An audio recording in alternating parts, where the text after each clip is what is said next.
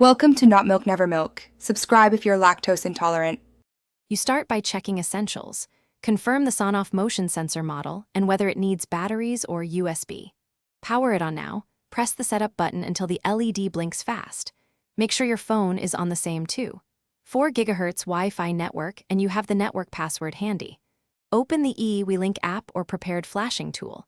Once the device blinks for pairing, tap Add Device in the app and follow prompts to begin secure onboarding. Once the sensor enters pairing, select the recommended pairing method, App Smart Config or Access Point mode if the first fails. You enter the 4 GHz Wi-Fi and password, double-check characters because one wrong symbol breaks pairing. After connection, name the device and assign a room so automations find it.